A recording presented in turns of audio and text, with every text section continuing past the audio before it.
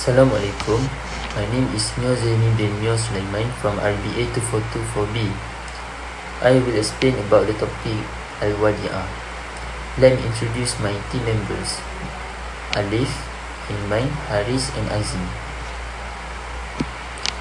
The term Wadiah is derived from the verb wada'a, which means to leave, lodge or deposit. Wadiah refers to a contract by which the owner or his representative places an asset with another party for custody or safekeeping. The goods are protected from being stolen, lost and destroyed. Goods can refer to anything that is of value, assets, money and jewelry and certificates. In Islamic banking, Wadiah refers to acceptance of sums of money for safekeeping in a Sharia compliant framework. Next point is definition of scholars. Legally, the Hanafi scholars define it as authorizing someone explicitly or implicitly to keep in his possession the owner's property. Whereas according to the Shafi'i and the Maliki scholars, Wadi'ah is a representation to keep possession of respectable private goods in a specific way. On the other hand, the Hanbali scholars add the element of charity when they define Wadi'ah as representation to keep others' asset, and it is done by the keeper as a charity. Legality Wadi'ah. Deposit is among the permissible contracts and dealings in Islam. Its legality is enshrined by the Quran and the Sunnah and Ijma'. Allah subhanahu wa ta'ala says, "If you trust one another, then let him who is trusted fulfill his trust, and let him be conscious of God, the sustainer." Quran 2:283. Second, indeed Allah commands you to render trust to whom they are due, and when you judge between people, to judge with justice. Quran 4:58. This kind of transaction is a necessity and requisite for protecting mankind, and as such should be allowed. The proprietor of the property is known as the mudi, or depositor. The person who are entrusted with is known as the mustawda, or custodian, and the deposited asset is the wadi'ah. So for the last point is pillars of wadi'ah. Depositor, meaning that those who have a money, they need to have a responsibility for their own property. To do that, they have to looking for someone else to help them in generate income. The custodian also have a responsibility on how to gain the profit. For example, I have 100,000 ringgit and I save my money on bank, but bank as a custodian need to generate high income by using the depositor money to gain profit. Bank will give the money as hibah to the depositor. Both depositor and custodian must capable to taking the responsibility. Second is deposit. Deposit must meet two necessary conditions, namely, it must capable of being managed by the custodian. It also must be capable of being stored. It must not be perishable. Something that we give as a deposit can be managed or give benefit, for example like money that can be used for investment or else. And lastly is contract, offer and acceptance.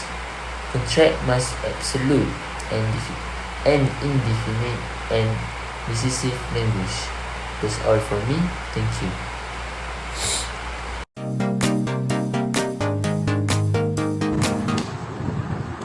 Thanks to Mr. MEOR ZULHILMI. Hi, Assalamualaikum. My name is Muhammad Haziq and I would like to present about the types of Al-Wadiah. Basically, wadiah corresponds to safekeeping, custody, deposit, and trust. In Islamic finance, wadiah refers to the deposit of funds or assets by a person with an Islamic bank.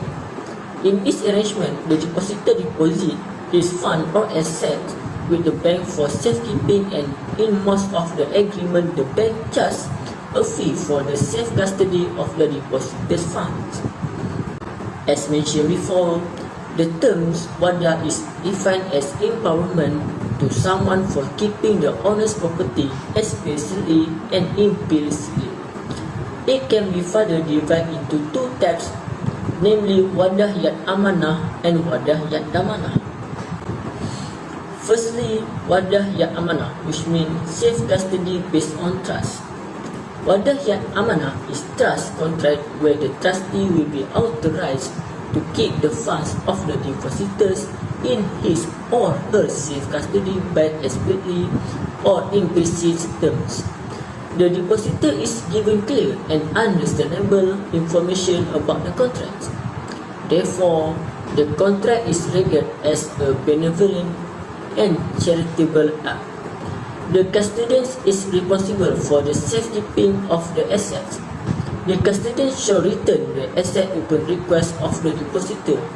However, since it is an act of amanah, the custodian is not liable for any loss and damage of the asset except if the loss or damage arises from his misconduct, negligence, and breach of specific terms. The second type of wadiah is wadiah yad damanah, which means guarantee safe custody. Al-Wadiah yad damanah is a safekeeping with guarantee. The bank receives deposit from the customer, which is depositors, and the bank then were given the permission to utilize the money for investment purpose. In another word, if the custodian guarantees the return of the property in trust to him and also agrees to return the item upon request, the contract is regarded as yad al-damanah. For example, it refers to the transaction between the depositor, which is customer, and the custodian, which is bank, for the safekeeping of the goods or money. The acceptance and continuance of an account may be granted by bank subject to the Sharia principles and open compliance with the rules and regulation under the concept of wadiah yad damanah by the depositors. The bank in this situation is guaranteed the safekeeping of the goods or money and will return the same to the depositor accordingly, subject to the bank procedure. This type of wadiah combines two contracts, namely safekeeping, which is wadiah, and guarantee, which is daman. The jurist stated instances whereby the custodian will be regarded as daman. For example, if the custodian takes from the trust and return it later or utilize it for business, or if he destroy the property deliberately or mix it with another property in which it could not be differentiated, the hand of the trustee will be regarded as yad damanah. And I think that's all from me. Thank you, and I will pass to the next presenter.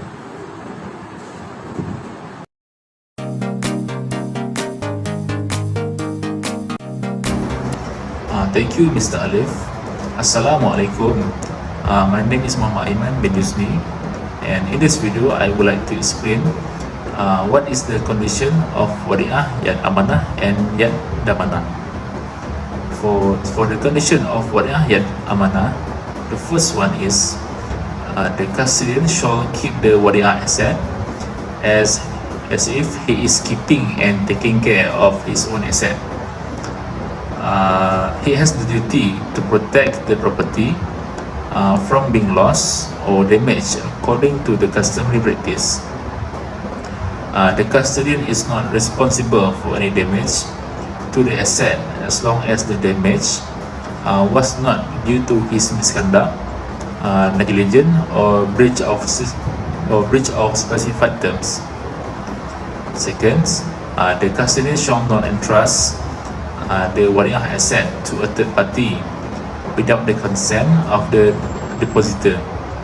Otherwise, the custodian shall be fully responsible for any occurrence of loss or damage to the asset.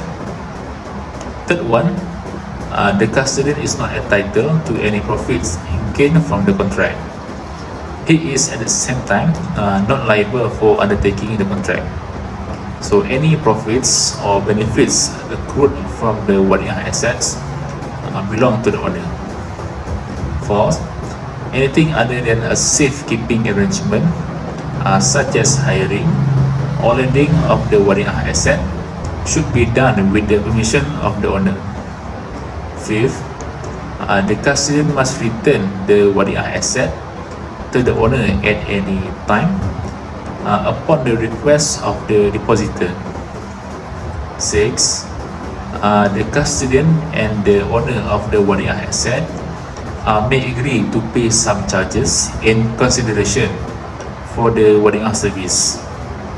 In consequence, the custodian shall be responsible for any occurrence of loss or damage unless the custodian prove that such loss or damage is not caused by his misconduct, negligence, or breach of specified contract.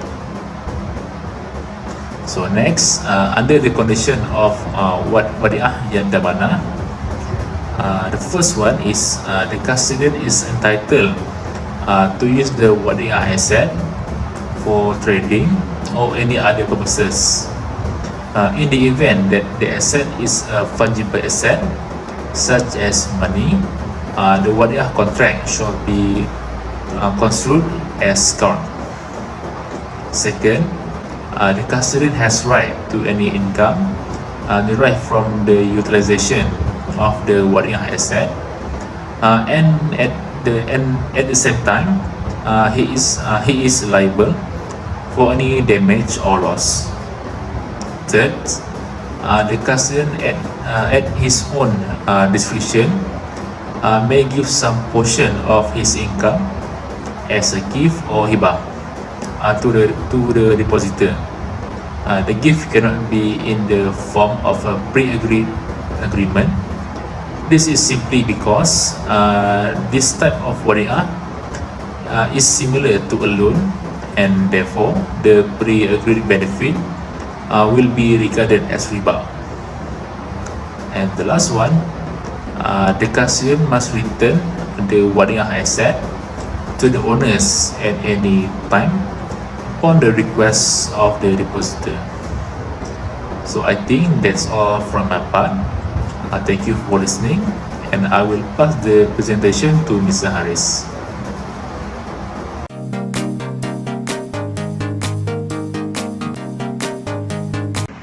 Thank you, Mr. AIMAN, and hello everyone. My name is HARIZ bin MOHAMMAD ZANUDIN, and I will be presenting discretionary reward for Al-Wadiah contract. What is discretionary reward? Discretionary reward, in simple terms, is a bonus to be considered discretionary. It should be awarded at the sole discretion of the employer rather than expected to be received by the employees. Firstly, for Al-Wadiah contract, the custodian, which is the bank, is not allowed to mention or to promise any rewards or return. Secondly, the customer, which are depositors, are not allowed to demand any rewards or return on their savings. Any promised rewards given under the contract of Al-Wadiah is considered as riba, which is strictly prohibited in Islam. Not only that, rewards do not only refer to monetary items. It includes also other forms of incentives such as coin box and t-shirts. Next, rewards cannot be promised or mentioned earlier, as when the bank wants to reward on its discretion, it can always do so. Lastly, gifts must be in line with Islam. Now, I will explain the differences between the contracts which includes Wadiah yang amanah Wadiah, Damanah, and Qadratul Hasan. For definitions, I will start with Wadiah Amanah, which is safekeeping based on trusteeship. Trusteeship is a situation in which someone's money or property is managed by another person or organization.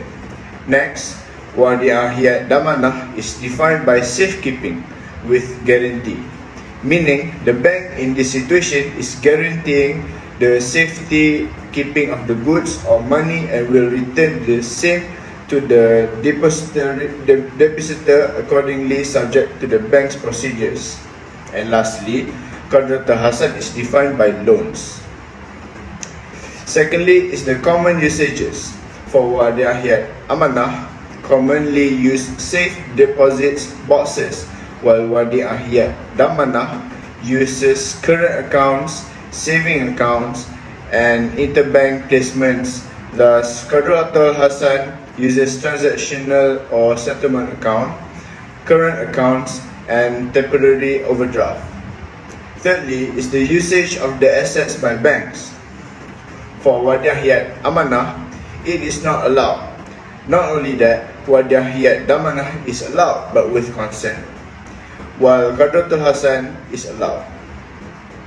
Not only that, for returns and benefits, for Wadiah Amanah, it is not applicable, but Wadiah Damanah, it is discretionary hibah, and benefits must not be agreed upfront or it will not considered as Islamic compliance. And for Qadratul Hasan, it is also not applicable. Next is marketing. For Wadiah Amanah, it is not applicable. On the other hand, Wadiah Damanah can use its historical returns, and for Qadratul Hasan, it is not applicable. Last but not least is ownership. During placement, for Wadiah Amanah, it is the customer as the owner, while Wadiah Damanah also uses the customer as their owner.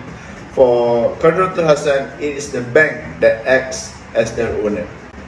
For the next segment, I will further explain the differences between deposits under Islamic and conventional banking. For Islamic banking, it uses Wadiah contract, while conventional banking uses loan contract. For relationships, Islamic banking applies depositor and depositee, while conventional banking applies lender and borrower. Next is income. For Islamic banking, deposits are not entitled to any income, while conventional banking's deposits are paid interest. Not only that, there is also obligations. For Islamic banking, Islamic banks may give the depositor a share of the profits generated at their discretion, while conventional banking must give the depositors their interest payment. And last but not least, for products, Islamic banking's deposits are either a trust or guarantee products of a bank, and conventional banking's deposits are a liability products of a bank. That is all for me, and I will pass to the next presenter, which is Mr. Azim. Thank you.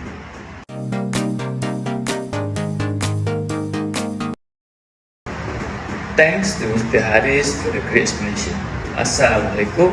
The topic I'm going to present is application of Wadiah in contemporary Islamic finance. And before I start, let me introduce myself. My name is Muhammad Azim bin Ahmad Sabri. And firstly, you need to understand the differentiation of Wadiah Amanah and Wadiah Damanah, which is the custodian is responsible for the safekeeping of the asset, but they not liable for any losses and damage caused of his misconduct compared to the Wadiah Damanah, which are basically combination of two contract, and the custody may give some portion as hibah to the depositors. The application of Wadiah Amanah is not suitable to gain profit, but is more to secure your valuable item such as gold. And based on the Bank Negara Malaysia (BNM), Al-Wadiah asset must be pledged by the safekeeping depositors to the custodian or to And if the Wadiah asset is placed, then the contracting parties of the pledge arrangement must ensure that it comply with the Sharia principle of run, such as pound working eye from bank rakyat. This product offering low profit charges based on under the Sharia principle. This type of Wadiah are aligned with the meaning of Wadiah, where it's charitable and rewarded.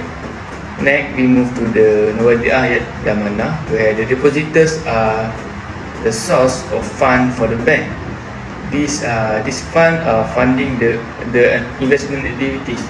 It may be considered as the loan to the bank from the lender or customer to the bank. Accordingly, the trustee must need a consent from the depositors before using their money for investment purposes, and the bank keeping out from promises to get a return from lending their money, such as saving account I from Bank Amalat. Bank adopt several methods of inducing their client to deposit with them. The bank uses the fund to invest in short-term projects. Bank Muamalat grant to utilize the money for whatever purposes are permitted by Sharia. The next example is current account. All Islamic banks operate current account on behalf of their client, individuals and business firms. These accounts are operated for the safe custody of deposits and for the convenience of customers. The bank guarantees the full return of these deposits on demand, and the depositor is not paid any share of the profit or any other return in any form. Depositors authorize the bank to utilize the fund at the bank's own risk. Hence, if there is any profit resulting from the employment of this fund, it accrues to the bank, and if there is any loss, it is also borne by the bank, and usually account holder have a right to draw a check on their account. There are two dominant views about current account. One is to treat demand deposit as amanah.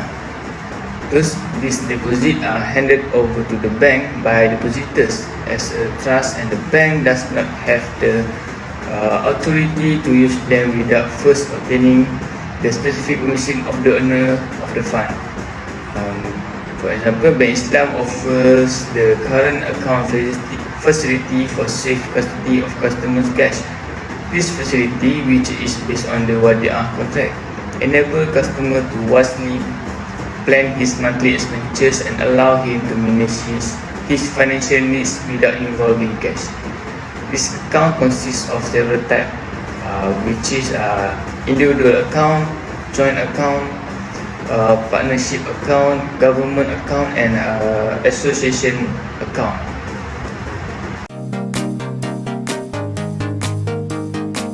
The conclusion is the custody, keeping and saving or hold something for a certain time with benefits or no benefit, and still valuable item need to pay some fees. Wadiah in Islamic law is trust-oriented transaction that is not subject to liability unless the trustee violates the limits.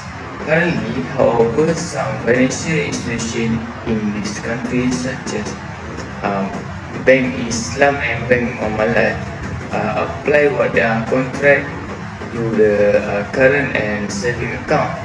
The contract is between the owner of the asset and the custodian, which is bank, to safeguard the asset and on behalf of the customer, and at the same time the bank can use the money for investment.